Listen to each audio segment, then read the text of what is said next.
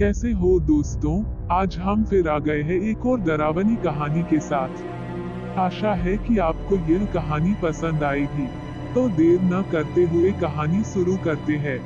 सुनसान रात का समय था। गाड़ी धक्के खाते हुए रुक गई और आर्यन उसमें से नीचे उतरा और हाथ में पहनी घड़ी देखी। उस वक्त रात के ठीक 9:30 बज रहे थे।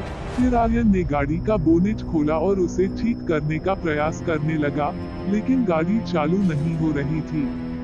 आर्यन ने मोबाइल फोन से सहायता मंगवानी चाही, किंतु उसमें नेटवर्क की कोई गुंजाइश नहीं थी। तत्पश्चात उसने गाड़ी की पिछली सीट पर सोई हुई अपनी पत्नी मीनाक्षी को आवाज दी। मीनाक्षी, अरे ओ मीनाक्षी, उठो जल्दी से, हमें आज की रात किसी गेस्ट हाउस या होटल में काटनी होगी, क्योंकि गाड़ी खराब हो गई है और अब मैकेनिक के बगैर गाड़ी ठीक नहीं होगी। हमेशा की तरह मीनाक्षी नींद में ही बड़बड़ाते हुई उठी। आर्यन, तुमसे कोई काम ठीक से नहीं होता। कब से कह रही हूँ, ये तुम्हारी पुरानी खटारा गाड़ी बेचकर एक नई गाड़ी ले लो। जवाब में आर्यन बोला, खरीद लेंगे मेरी रानी, अब अपना सामान उठाओ और चलो कहीं रात बिताने की व्यवस्था करते हैं। फिर दोनों जंगल के उस कच्चे रास्ते को छोड़कर मुख्य सड़क पर आ गए। उसी समय उन्हें जंगल में दूर कहीं से भेड़ियों के रोने की आवाजें सुनाई देने लगी। उन भेड़ियों की आवाजें उस काली भयानक रात को और भी डरावना बना रही थी। दोनों लगभग आधा घंटा चलते रहे, पर उन्हें ना कोई आती जाती सवारी मिली और ना कोई होटल।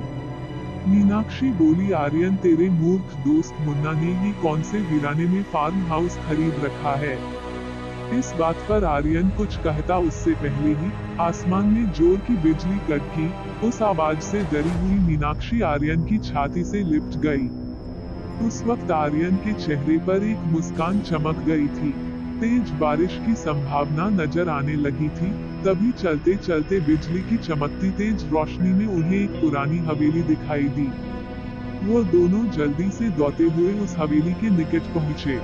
हवेली के मुख्य दरवाजे पर उन्हें कोई चौकीदार दिखाई नहीं दिया, इसलिए उन दोनों ने दरवाजा खोलकर हवेली के परिसर के पास पहुँचे।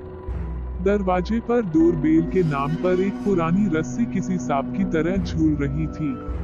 उस रस्सी को आर्यन ने 2-3 बार खींचा, लेकिन अंदर से किसी भी घंटी की आवाज नहीं सुनाई दी।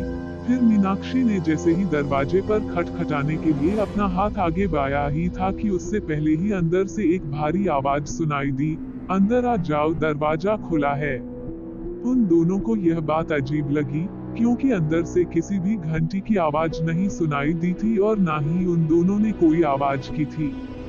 फिर वो दोनों दरवाजा खोलकर अंदर चले गए। दरवाजे के ठीक सामने झूले पर बैठकर एक आदमी शाही अंदाज में हुक्का पी रहा था।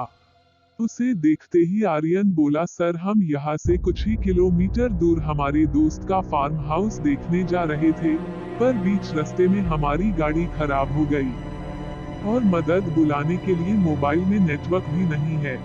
क्या हम आपके फोन से एक कॉल कर सकते हैं? झूले पर बैठे उस आदमी के चेहरे पर कोई भाव नहीं था। उसने कहा, जरूर कीजिए, टेलीफोन ऊपर वाले आखिरी कमरे में है। आर्यन ने उन्हें पहले परिचय देना ठीक समझा। उसने कहा, मेरा नाम आर्यन है और ये है मेरी पत्नी मीनाक्षी। जवाब में वह आदमी बोला, मेरा नाम राजा साहब है, मैं इस हवेली का मालिक हूँ। आर्यन और मीनाक्षी हवेली की शान देखते ही रह गए थे कि उनकी नजर राजा साहब के पीछे वाली दीवार की सबसे बड़ी तस्वीर पर पड़ी, जो खाली थी और पूरे घर में तस्वीरें ही तस्वीरें थी। उन सब में एक बात समान थी कि किसी भी तस्वीर में कोई भी मुस्कुरा नहीं रहा था। सभी तस्वीरें बिल्कुल भी भावनाहीन थी। फिर आर्यन और मीनाक्षी दोनों ऊपरी मंजिल पर गए और आखिरी कमरे में जाकर लैंडलाइन से अपने दोस्त मुन्ना को फोन कॉल करने लगे। बहुत बार प्रयास करने पर भी फोन नहीं लग रहा था। तभी मीनाक्षी की नजर एक दीवार पर पड़ी। वहाँ और एक खाली तस्वीर टंगी हुई थी। उसमें भी कोई तस्वीर नहीं थी, सिर्फ खाली फ्रेम था।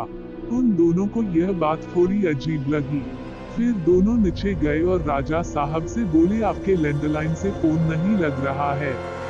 राजा साहब बोले कि यहाँ की फोन लाइन में हमेशा समस्या रहती है। दोबारा से प्रयास करें, या फिर चाहो तो आज की रात आप दोनों यहीं रुककर बिता सकते हो। मीनाक्षी और आर्यन कमरे में जाकर फिर कॉल लगाने का प्रयास करने लगे, पर सब बेकार। आखिर में दोनों ने रात को वहीं ठहरने का निर्णय लिया। बेड पर लेटते ही दोनों की आंख लग गई। रात के ठीक 1:30 बजे आर्यन की नींद अचानक से टूट गई और वो एक बार फिर से अपने दोस्त को फोन करने की कोशिश करने लगा, लेकिन उस समय फोन पूरी तरह बंद था। हाथ से फोन नीचे रखते हुए आर्यन की नजर दीवार पर गई और सामने का दृश्य देखकर उसके चेहरे पर से हवाइयां उड़ गई, क्योंकि कुछ घंटों पहले देखी हुई उस खाली फ्रेम में अब उन दोनों की तस्वीर थी और उसके नीचे लिखी थी उनके मौत की तारीख। आर्यन ने मीनाक्षी को जगाया और उसे तस्वीर दिखाई। मीनाक्षी बोली, यहाँ कुछ तो गड़बड़ है आर्यन, हमें अभी के अभी यहाँ से तुरंत बाहर निकलना होगा। फिर दोनों ने वहाँ से सरपट दौड़ लगाई।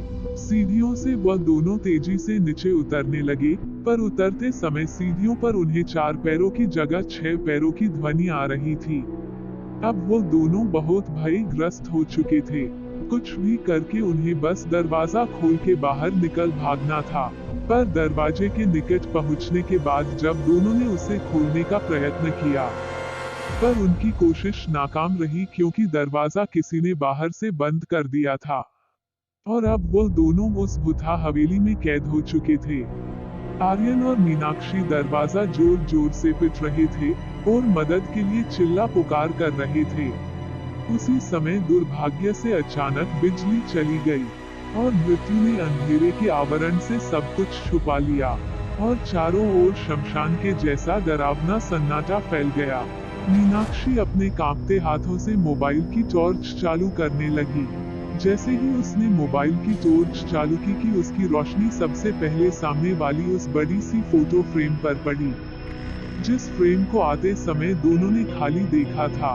उस खाली फोटो फ्रेम में अब झूले पर बैठे राजा साहब की तस्वीर थी और उसमें एक शैतानी मुस्कान झलक रही थी और अगले ही क्षण राजा साहब तस्वीर से घिरे घिरे अदृश्य होने लगे और उसके नीचे रखा हुआ झूला बिना हवा के ही झूलने लगा। उस भयावह दृश्य को देखकर मीनाक्षी की घिघी बैठ गई और आर्यन बस बेसुध देखता ही रहा। कुछ ही पलों में मोबाइल भी स्विच ऑफ हो गया। अब तक मोबाइल टॉर्च के उजाले में मीनाक्षी और आर्यन को वहां पर एक दूसरे के सांसों की ही आवाज आ रही थी, किंतु अब अंधेरे में उन्हें और कई सारे लोगों के सांसों की आवाज सुनाई देने लगी। एक एक करके सभी आवाजें निकट आ रही थी और कुछ ही पलों में दर्द भरी चीख के साथ उन दोनों की तस्वीर भी बाकी तस्वीरों के साथ हवेली की दीवार पर टंग गई और राजा साहब झूले पर बैठ के हुक्का पीते हुए किसी और मेहमान का इंतजार करने लगे। तो दोस्तों, यही थी राजा साहब की शैतानी हवेली की कहानी। यह कहानी आपको कैसी लगी कमेंट करके जरूर बताइएगा। साथ में लाइक और सब्सक्राइब भी करना ना भूलें। इसी के साथ अब आपसे विदा लेने का समय हो गया है। तो फिर मिलते हैं अगली कहानी में कोई और डरावनी घटना के साथ। तो तब तक के लिए अपना और अपने परिवार का ख्याल रखें। जल्द मिलते हैं। धन्यवाद।